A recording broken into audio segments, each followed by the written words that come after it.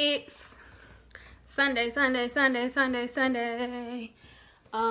This in no way, shape, form, or fashion is a tutorial. I am just killing two birds with one stone, honey.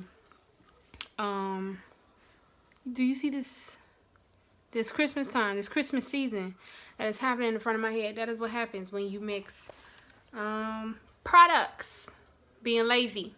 When you got that last good little bit of the shea butter left and you trying to use every last little morsel, that's me, honey. That is me. So it's this brand called High End Junkie, a Chicago-based designer, I would say you would call her. And I love her shit, but I've never, went ahead and pulled that trigger. Or yeah, there we go. That's the trigger. This is the little thingy. Y'all know what I'm talking about. So I've never pulled the trigger on purchasing a piece from her collection. So last time that I went, she had a pop-up shop. I went because I wanted a fanny pack, and she hand painted some. It's vegan leather, all of that good shit. Got there, I think, like 12:15. And them shits was gone already. And I was quite upset because I had sat in traffic or whatever. So I saw that they posted another pop-up shop. And I was like, it would be really great if I could finally get one of these fanny packs. So they messaged me back saying, hey, ask for Q. She's going to hold one for you. Good business practices. Some of y'all need to keep that in mind. Certain pieces are just timeless, in my opinion. So I want this fanny pack. So this would be a nice little treat to myself for the past 2-3 months of being, how could I say this, fiscally responsible. Un momento, por favor.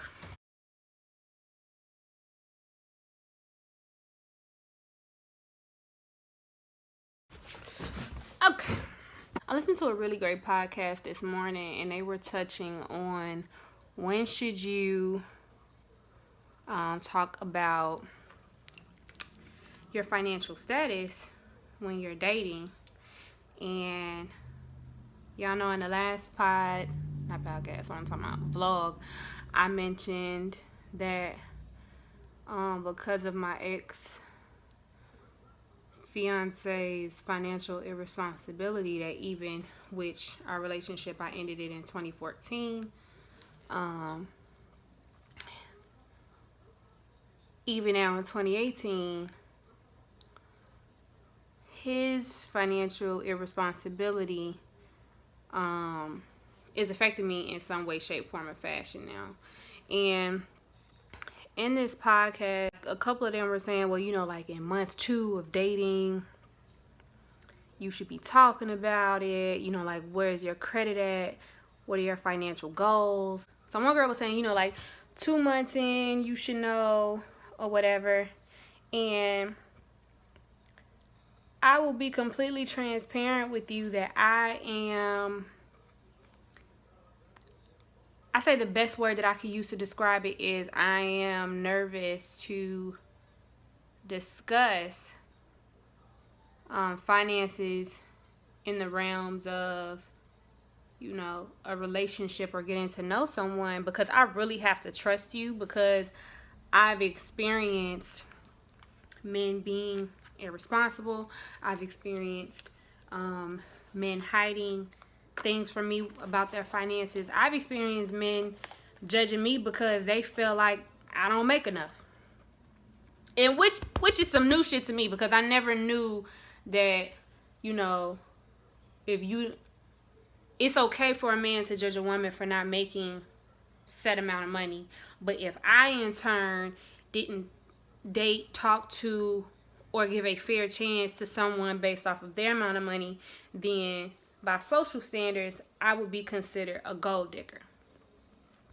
So yeah, I've experienced all of that. And it was just interesting to hear so many different perspectives about, how you become comfortable, how how you should approach that conversation, understanding what relationship, what situationship, because situationships are a real thing, what you're in to even address that. Because if you're not in a situation where you're not exclusive, or you don't see it becoming exclusive, they probably don't need to know, because clearly that's just some, have fun right now type shit. And seeing that I'm past the age of it being some fun right now type shit, I really gotta trust you to talk about my finances, because finances to me it's a very delicate thing. It is a very delicate thing, because it makes you vulnerable to whatever that person's personal idea or ideology is about finances and dating and marriage. Because my goal, even as a single woman who is unmarried, I am already thinking about, okay, when I get married, I want to be able to bring things to the table that will contribute to the legacy that I want to create for my children.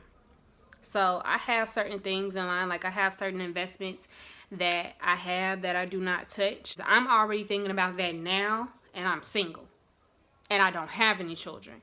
So I'm just always trying to stay a step ahead. So I wonder, like, are you guys, if you're single, if you're married, if you're dating, are you already thinking about, not just about advancing yourself with your finances, but what are you doing to actively plan for changing the trajectory of, familial habits when it comes to finances? Like, are you planning for your children to not need student loans?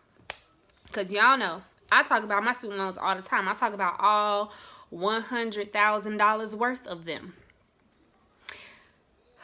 Let's just take a moment and say RIP. RIP to the nerves that I had before the $100,000 just be on my ass. But they say no one can ever take education away from you, which is very true.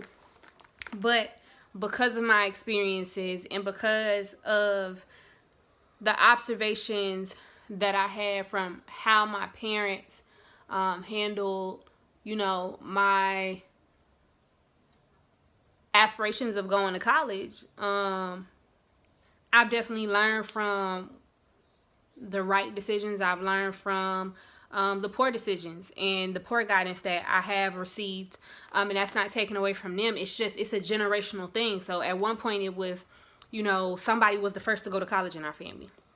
Next point is, okay, it's a standard. Most of us are going to college. But now I feel like I'm being charged with, I want my kids to get an education. I want my future kids to have, an independent future, but I want to be proactive in setting them up for that instead of the traditional African American experience, which is to just get them to 18 and then ship their ass off. Figure that shit out. I feel like that doesn't apply now because the circumstances are very different.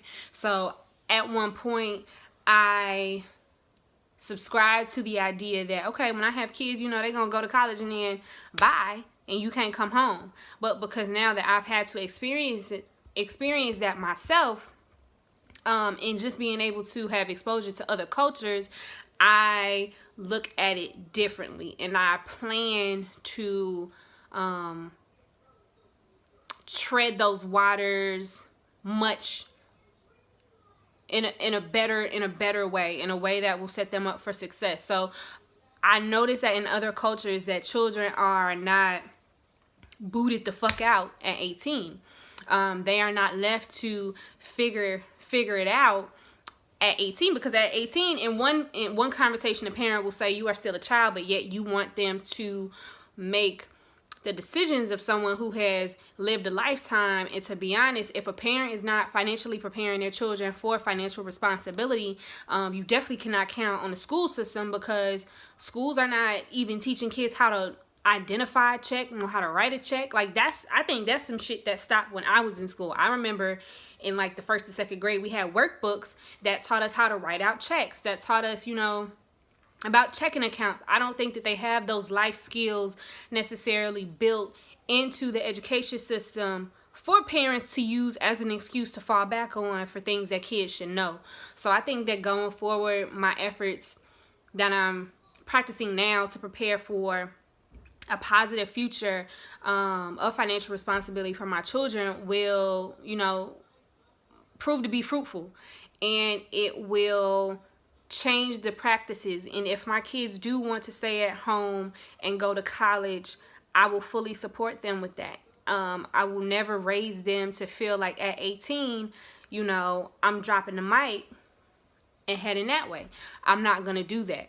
And again, I say that because I've experienced it. So this just circles back to everything happens for a reason. So I think that my experiences that I've had have happened so that it can prepare me, you know, to be a better woman for myself, to be a contributing partner to my future husband, and to be a mother who truly can speak from a place of genuine guidance for my children. This is not going to be something that is unnavigated territory when I have kids and they're trying to figure out, like, mommy, how do I do this? Or I don't know what I want to do, or this is the idea that I have, how can I do that?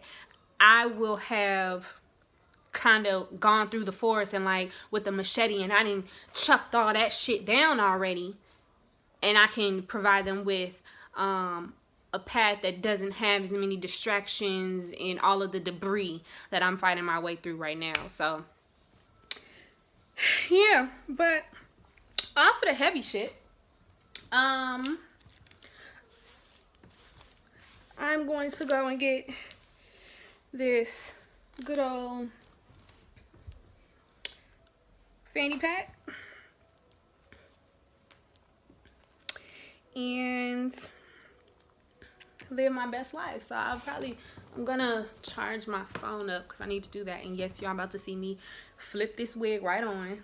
This red wig that y'all have seen on my Instagram has probably become more so, and I made it myself, so jump in my DMs if you need me to make you one, or you can email me at contact@themonalita.com and I can hook you up with a nice little wig, a nice little unit, and it's colored by me as well, darling.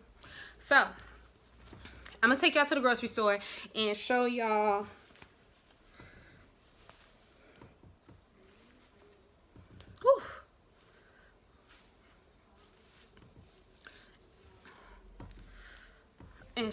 how I and what I'll be preparing for. Yeah, baby. Yes, honey. Yes. Show y'all what I'll be preparing for my 7-day live food diet. And let's just give a shout out to my mom, who is indirectly sponsoring this change of location for this vlog, because where is she? She ain't here. She's in Ohio with her husband. Hey, girl. Let me get a change of location from the car. I know you're probably wondering, like, why did she put her eyebrows on and she gonna put this cap on top? Girl, don't. There's a method to my madness, girl. There's a method to my madness.